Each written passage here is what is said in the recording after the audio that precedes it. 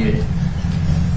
Well, you know, Mamdani was here, as you know, twice. And he's a very nice guy. He's a charming guy, good-looking guy. We talk, but you can't raise taxes on people when you force them to leave your state or your city, and they're leaving and they're going to Florida. Most of them are going down to Palm Beach and Miami. They're just leaving. And they pay 90% of your taxes. And I keep wondering, how are you going to do this? Every day you read about somebody that's leaving for Florida, mostly Florida, and other places, but they're leaving. You can't put estate taxes on that are so high that when a loving father or mother dies and they leave it to their beautiful child, the child is supposed to pay 50% tax. That's on top of federal tax, right? So basically you're leaving him nothing. What you're doing is you could be liberal, you could be anything. It's common sense. You're forcing people to leave, and these are the people that pay the taxes. They pay 90% of the taxes, and they're leaving New York, and they're leaving California too. Hello there, dear friends. Welcome back to our quiet little corner. I am so glad you could pull up a chair and join me today. If you find some warmth, truth, and comfort in the stories we share here, please take a quick second to like this video, subscribe to our growing family, and share this message with someone you care about. It truly helps an old man keep sharing these heartfelt tales with all of. I don't pay taxes. That's true. I pay billions of dollars in taxes. And it's a perfect, again, if people want me to pay more billions, right, then let's have that debate. But don't pretend, that that's going to solve the problem. You could double the taxes I pay, and it's not going to help that teacher in Queens. I promise you. So you can't connect those two things, not logically. There are more examples. Why is rent expensive? Why is rent so expensive? I recently saw somebody blamed it on Airbnb. Okay, Airbnb is not the cause of expensive rent. In fact, it's been almost, let me finish here 1 sec. It's already been outlawed in New York City, and rents are still very high. So we know Airbnb isn't causing high rents. What's really causing high rent is government intervention. Zohran Mamdani criticized Benjamin Netanyahu for killing Hamas terrorists yesterday. I mean, that to be an apologist for terrorists makes you a terrorist. The people from Hamas who sit in Qatar and Turkey who aren't blowing themselves up but are running the organization, they are terrorists. And if you're going to try to whitewash it and feed us this propaganda, you're a terrorist too. Zohran Mamdani never should have been able to become an American citizen. He should be denaturalized, and he should be deported. He's a danger to this country. Congressman, he calls himself a socialist. Many say it's communism. You just called him a terrorist. What do you think Zohran Mamdani's ultimate goal is? Say he got carte blanche and a ton of power because, he's naming people that are going to Congress here. They are winning primaries. So what would you say that is? Well, I think his goal is to destroy America. I think that's very clear. And look, the arrest warrant that he wants enforced is from a fake court that the United States doesn't even recognize and is not a part of. He's literally trying to destroy the policy of the United States, whether it is a meeting with Iran, whether it's talking about seizing private property. This is someone who just became an American citizen a few years ago. And why would you go to a country that you hate, whose policies you hate, whose values you don't believe in? And why would you want to become a part of that country except to destroy it? He and the people he's pushing have a single-minded goal, and that is the destruction of this country. And that's what real Americans need to know. And Congressman, I think it's very interesting observing Mayor Mamdani from the moment he won that election. He has had no problem putting himself front and center. That really topped everything by a lot today, yeah. Mr. President, Zohran Mamdani said in an interview this week that he was open to being the poster child for socialist candidates. Are you worried about more socialist candidates across the United States? I think it's a big threat to our nation, actually. Because it's not socialism, it's really communism. They use the word social democrat because it sounds so nice, but it's really communism you're talking about. I think it's the biggest threat to our nation there is, maybe since our founding. That includes World War I, World War II, September 11th. It includes the Pearl Harbor attack I think this is the biggest threat to our nation. People will smile when I say that, but the smart people are going to say, he's probably right.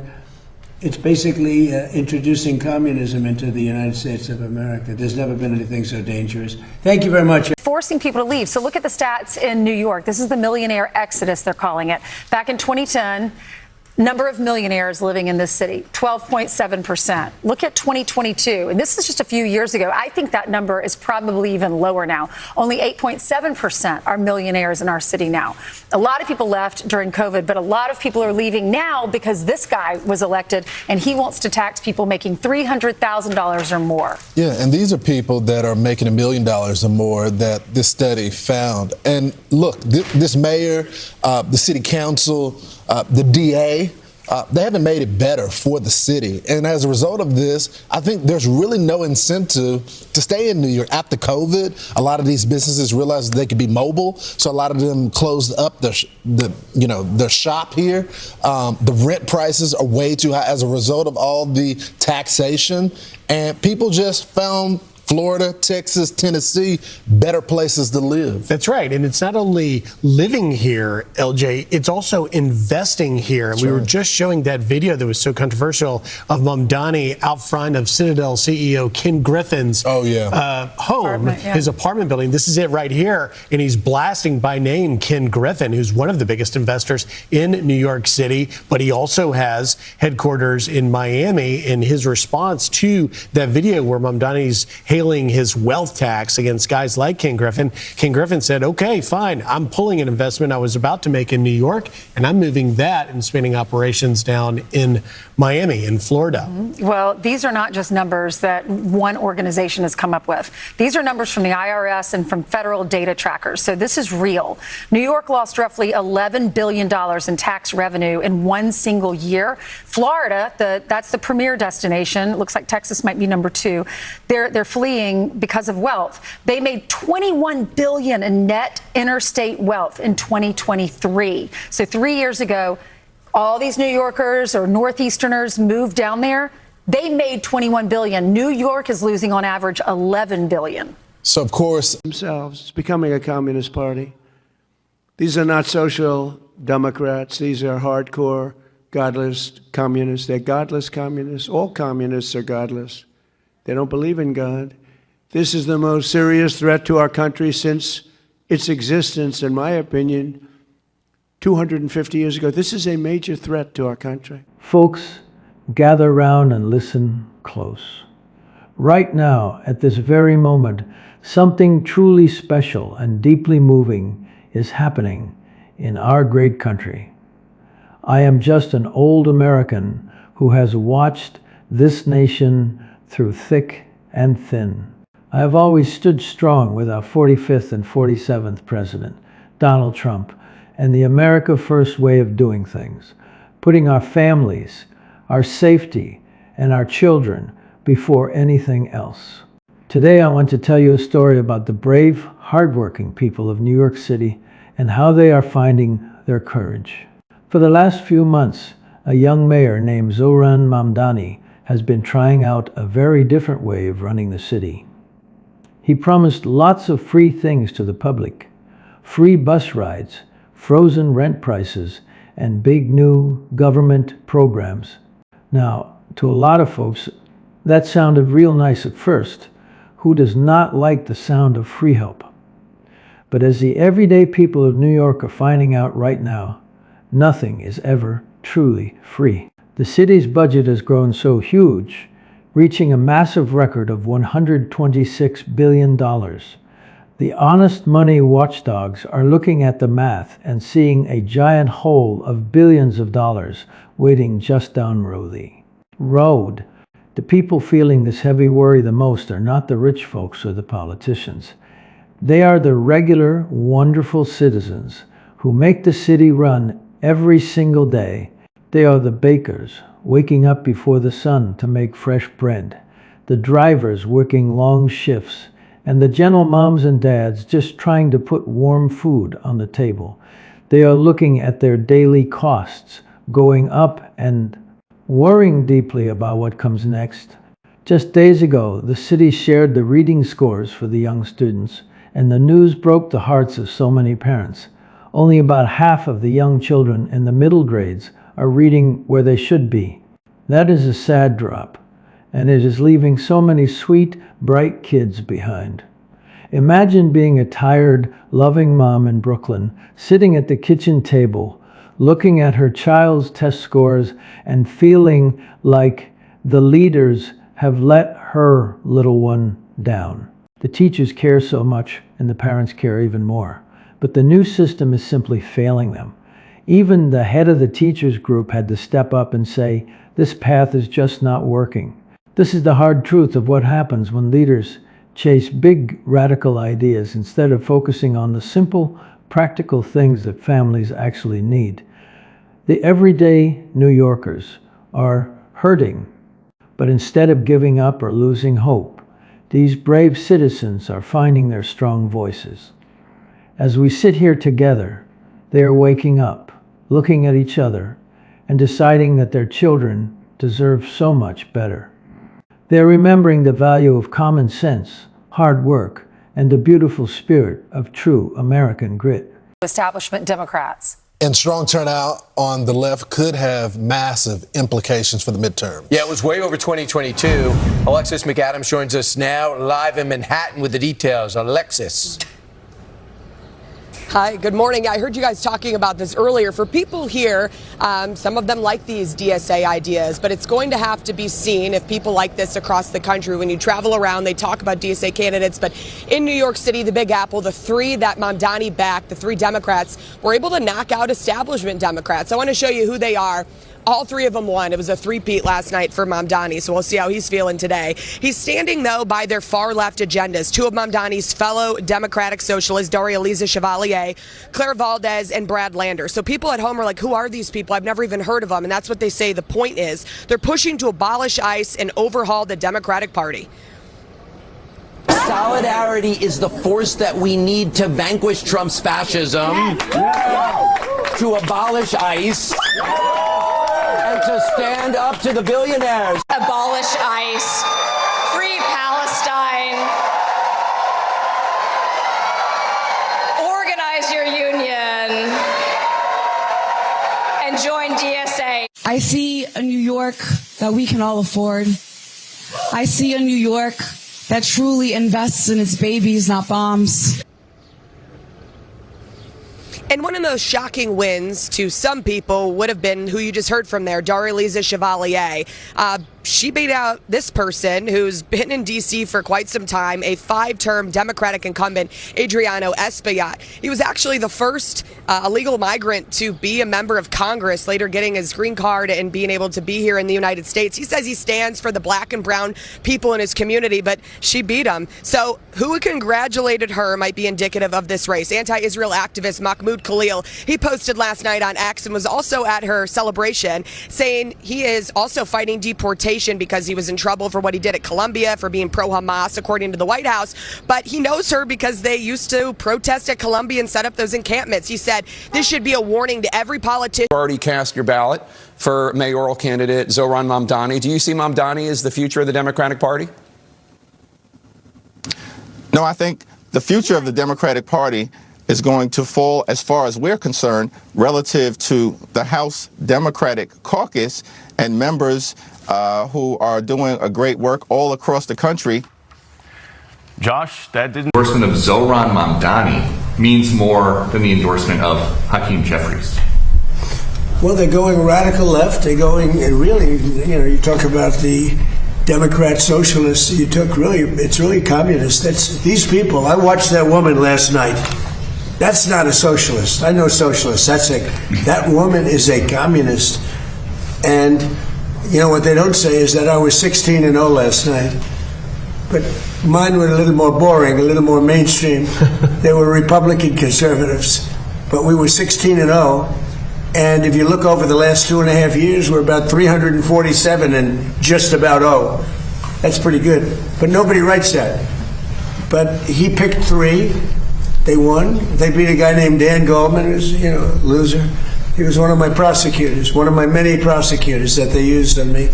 Dan Goldman, not a good prosecutor, fortunately, but he's now looking for a job. I was very surprised to see, because he's a pretty liberal guy. When they go more liberal than Dan Goldman, they're really into Never Never Land. Does this tell you that the Democratic Party's... We're talking about it. Andy and other true patriots have got 2 bills going through, folks. You just saw the first one. He talked about the Re-Migration Act, and then you have the Assimilation Act. Both those acts need to get passed because it will make us vet people before we even let them in and make sure they want to become Americans and assimilate. And the remigration one, true. If you've been ripping us off and you're a crook, your butt's going home. Can we get those 2 passed, Andy? Thank you.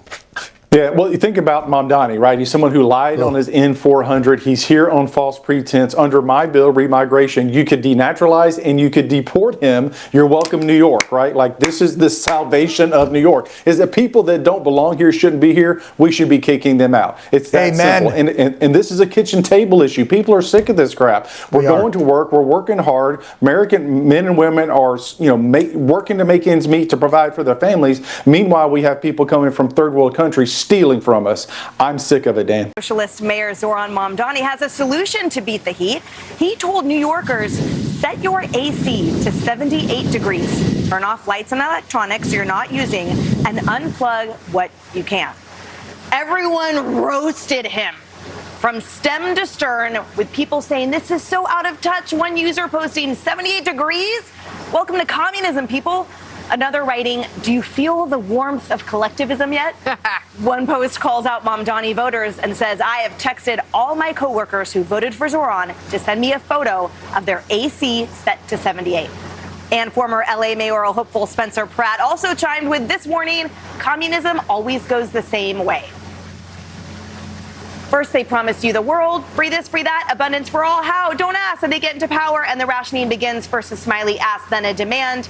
Then you use too much energy, comrade. My favorite troll, actually, Kennedy, was Spencer Pratt's tweet where he said, show us your thermostat, commie. Exactly. And that's what we all want to see. Show us the proof, buddy. Yeah, go ahead and... Well, his silence is deafening, but it's not a big surprise. This is a guy who skipped the installation of a new archbishop of the Catholic Church in New York City.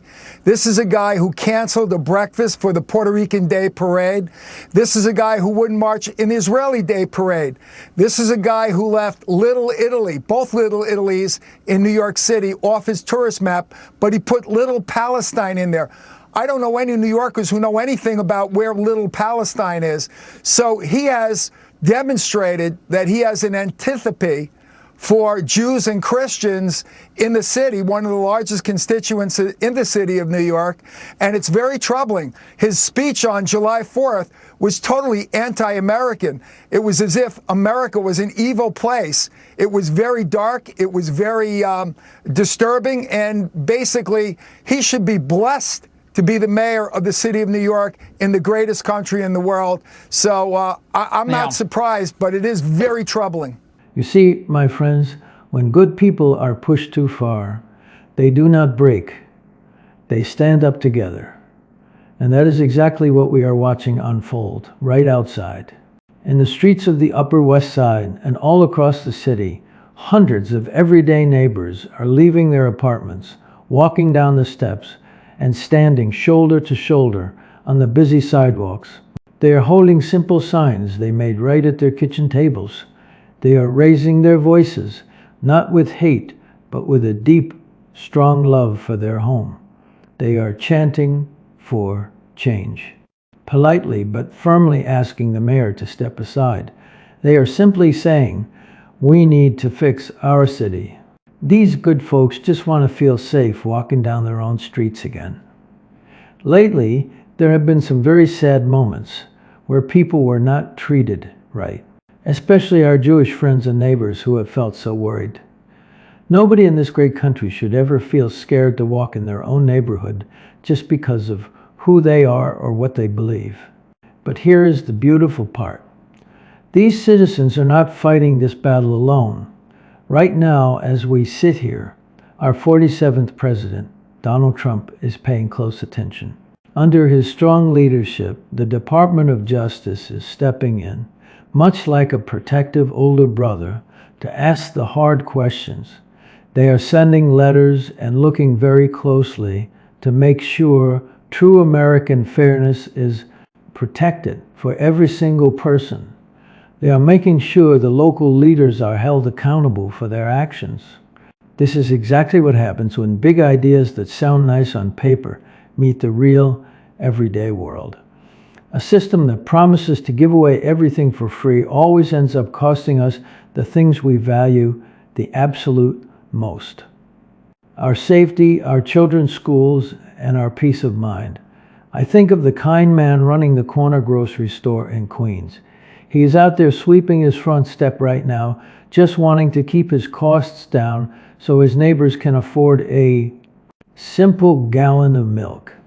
I think of the hard-working mom in Brooklyn, sitting on the city bus, holding her child's little hand, just praying for a quiet, safe ride home. They are the true heartbeat of this country. They are the ones who suffer when leaders forget about common sense. But right now, outside those tall city buildings, there is a beautiful, hopeful sound filling the air. It is the sound of regular folks saying, enough is enough. They are signing papers to ask the governor for help. They are reminding each other that they have the power to make things right. It is the most American thing you can possibly imagine. Neighbors looking out for neighbors, demanding that their home be treated with care and respect.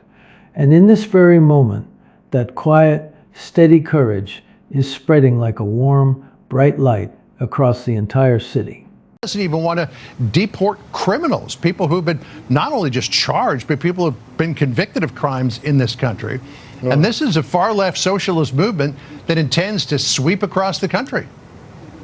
Well, I don't think it'll be successful. I think the American people put President Trump in the Oval Office behind me because of his promise to secure the border and remove criminal aliens, which we're doing at record numbers.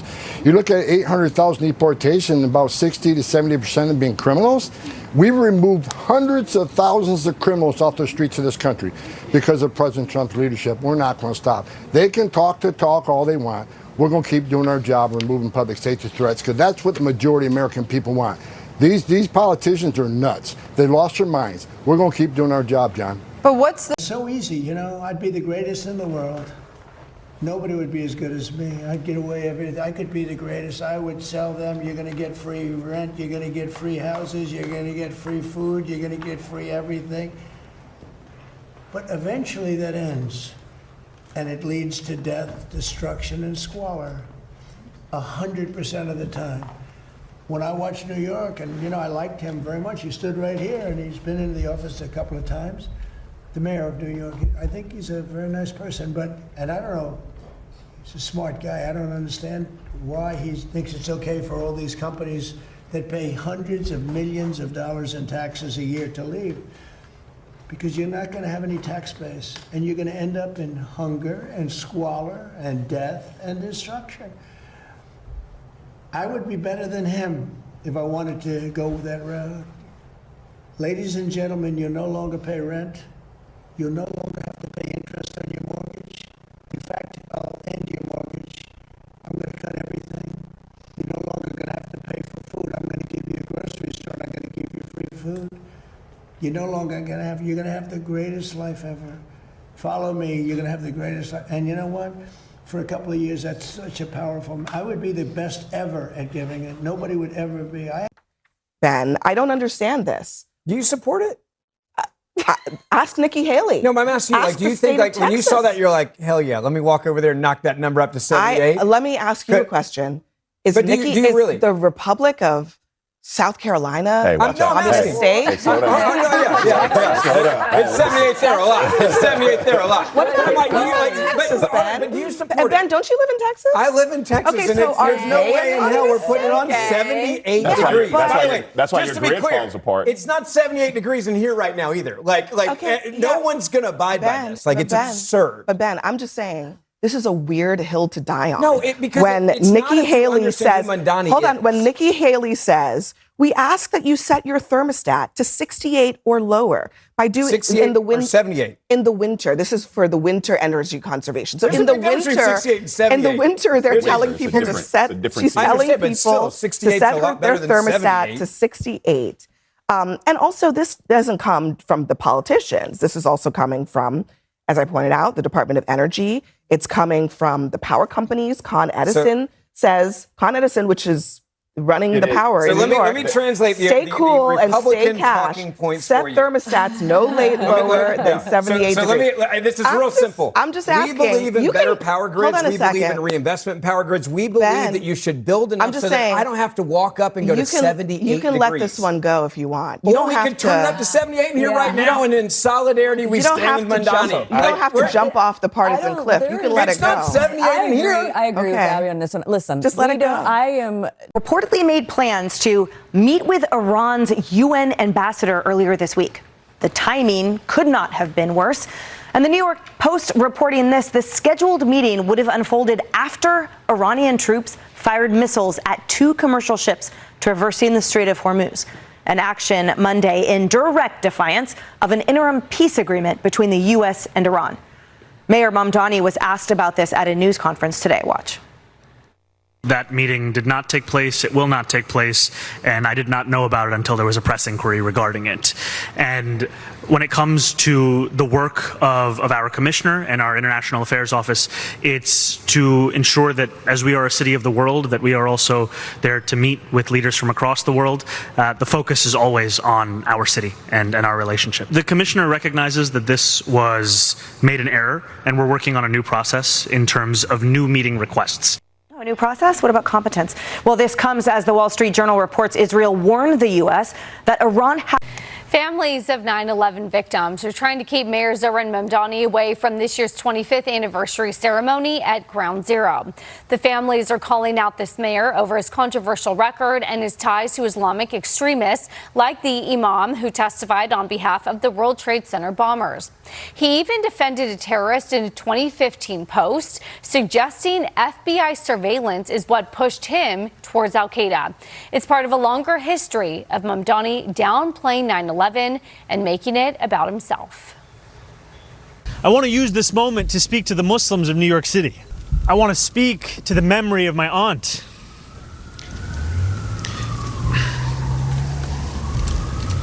who stopped taking the subway after September 11th because she did not feel safe in her hijab. Growing up in the shadow of 9/11, I have known what it means to live with an undercurrent of suspicion. I will always remember the disdain I faced, the way my name could immediately become Muhammad. Tommy, your take? The way that he makes that about himself, as you read, is really quite something. He is still looking at the possibility of arresting the Israeli Prime Minister Benjamin Netanyahu. This would happen apparently during his upcoming visit to the UN General Assembly. That takes place about the 3rd week of September. Listen here. I believe that Prime Minister Netanyahu belongs in The Hague. He's a war criminal who has been charged by the International Criminal Court. Whatever the law allows me to do in New York City, that's what we will do, but we won't be writing our own laws to that end. That's an active conversation with our legal department in seeing what the prospects are we have here in our municipality. Okay, what about that? Vicky. And Mayor Mamdani. We're against securing our border. They were against our massive tax cuts. As I watch all of this happening right now, my friends, I cannot help but feel a deep, warm sense of pride welling up inside my chest. This moment we are sharing together is not just about one mayor, and it is not just about one big city. It is a beautiful, shining reminder of the much bigger picture of our great nation. History always shows us that when leaders try to force radical ideas, instead of looking at real, practical results, it is the regular, hard-working folks who end up carrying the heaviest load. But thankfully, under the bold and caring leadership of our 45th and 47th President, Donald Trump, we are seeing a much brighter path unfolding right before our very eyes. He is working hard every single day to rebuild our strong middle class, to protect our precious neighborhoods, and to keep America strong, safe, and truly free. He fights for the working man and woman, for safe streets where kids can ride their bikes in the sunshine, for strong schools that teach the important basics, and for a government that respects your hard-earned money. Look at the wonderful things happening because of his America First vision. Jobs are being protected in our towns, our borders are being secured, so our lovely cities are not overwhelmed, and American families are finally being put first, right where they belong. While some leaders in New York chased empty socialist dreams, President Trump kept reminding us of a simple truth. Real prosperity comes from freedom, honest hard work, and good old-fashioned common sense. The peaceful pushback happening on the streets of New York today, the heartfelt demands for better schools, the careful watch from the Department of Justice. It is all part of the American people standing up tall and reclaiming their freedom. It is a massive, beautiful win for the values that built this country. The people are saying that results matter more than catchy slogans. They are proving that the American spirit cannot be kept down. As an old man who has lived through so many seasons of change, I can tell you that this moment right now feels incredibly important. The grand experiment in the nation's biggest city is meeting the hard truth of real life. And every single time that happens, it shines a bright, warm light on why President Trump's way is the true path that lifts everyone up together.